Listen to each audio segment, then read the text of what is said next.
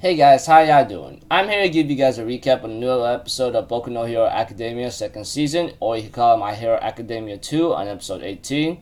I am pretty sure anime onlys, along with manga readers, would really understand if you analyze it correctly. Well, manga readers alone could understand it easily. If you're up to date with the manga, you should already know what's bound to happen next. Anime onlys, I hope you guys understand that this episode is going to be the total game changer of what's going to happen in the Hero Academia universe. If you are anime only, I really hope you understand what I'm talking about, and etc. It's going to make a giant impact. So if anything else, let's just start with this recap first off. We have to it that the news reporters are giving updates of what's happening in the city of Hosu. And as for the three young heroes in training, of course that's Midoriya, Todoroki, and Ida, they end up being visited by the pro heroes Gran Torino and of course let me see here, the manual guy, whatever, I think that's his name. We have to it that the police dog ends up, of course that's the police dog who's in charge of the police force. We have to it that that he warns that these three could receive great punishment for trying to intervening or interfering with the other problems of a villain, etc., and that they could receive great punishment for their actions. Todoroki, on the other hand, says, "Yo, but what you want us to do? Just sit our butts around and let them kill people? You're out of your league. Wasn't the hero's job supposed to save other people? If it weren't for Ida-kun, Nate would have died or something. And if we didn't show up, Ida and both of them would have died. So why are you trying to complain right now?" And Todoroki was pretty mad about this. You know, I think I would be mad at the same situation too. I mean, I know that I may be a young hero and so forth, but still, bending the rules or something is still not something that should be tolerated. Well, rules are meant to be bent and laws are broken by many people anyway. That's the reality fact. There's no way of denying that either. But aside from major consequences, etc., the dog police tells them that only if this was made in public. You see here, we had to change up the story a bit in order for you guys not to cause any more mischief or chaos. But you see here, I am grateful for you guys helping out the other heroes, etc. But eventually, throughout most of the episode, many people are talking about the hero killer while the other heroes in training are dealing with their internships, etc. And of course, the results with Izuku talking to Ochako, that's pretty funny in a certain way, though I don't care much about that. But we get to see a scene between Ida, Midoriya, and Todoroki talking about the injuries of Ida-kun himself. Of course, Ida, on the other hand, have a major damage onto his left arm because of the constant damage. It's so severe that it's going to require nerve transplant surgery, possibly. Though Ida says that he will leave his arm like this because what he did in the action of going up against Stain last night was what he said was right. It's he remembers Stain's words right here. He says, "First, you better start saving that hero first, okay? Don't go after me in rage and anger and try to fulfill your own desires with your own power. That's your furthest step from being a hero."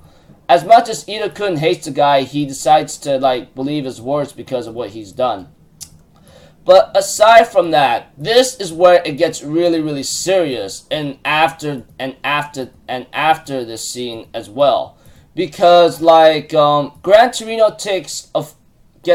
decides to call All Might or Toshinori about Stain's ideology. He ends up saying that this guy really scares the living hell out of me because what he did and what he's done last night is what is gonna make a big impact. And All Might's yo, the heroes will just take care of it. Isn't that what's all about? Although Gran Torino says that's not all. You know, Stain's ideology about how a hero should be is what scares me. He's just like you. And this is where the League of Villains will come in. And this is where anime onlys like you guys should really take a look at, because this is where Stain's impact, despite his defeat, is gonna make a major big turnover for the League of Villains. Because ever since the news were giving in updates about Stain, this was giving up updates to almost everybody, online, TV, etc. They think Stain is in league with the League of Villains, but that's not really the case right there. But aside from that, Gran Torino says even if Stain is defeated, his ideology will continue to spread. It's like gathering a bunch of army, a lot of people under his influence, and it shows an example of an ant leading his own colony.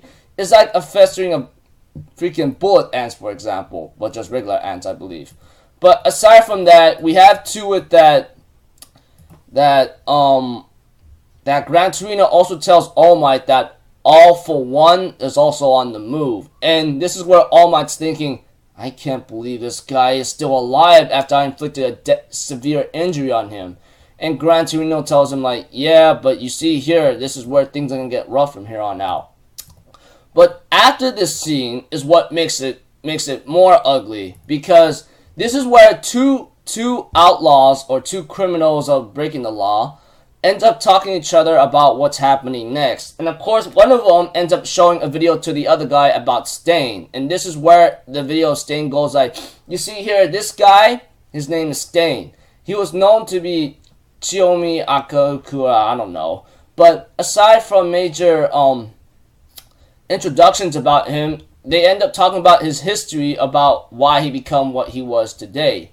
He says when he was young, he looked up to All Might and enrolled into a private hero school. But after realizing what the educational system is and what people are going for because they want to be a hero, is what disgusted him. And that's when he started to trying to make a provocation or some kind of bringing back the hero era kind of thing. But no one would listen to him. So in order for him to get his word and his ideology out there, he ends up training himself in killing arts for at least a decade or so, or many years, and before then his parents would be dead. But at the same time, we have to it that it ends up showing another clip at the end of the video, which the guy showed to the other guy. It's Stain's last words before he got arrested or he went out unconscious. It's the word hero must be restored. Come at me, you fakes. The only person who's able to kill me is the #1 true hero, All Might. And that's where the video ends. And he ends up saying that this video has been taken down many times, but it gets re-uploaded. But this is where where Gran Torino's fear comes into play. Because of Stain's ideology, etc., many people are going to be influenced by him. Not to mention there are some villains shown in the episode where they are about to how am I supposed to say it, go under the League of Villains once and for all, and it shows most of them getting ready for that action.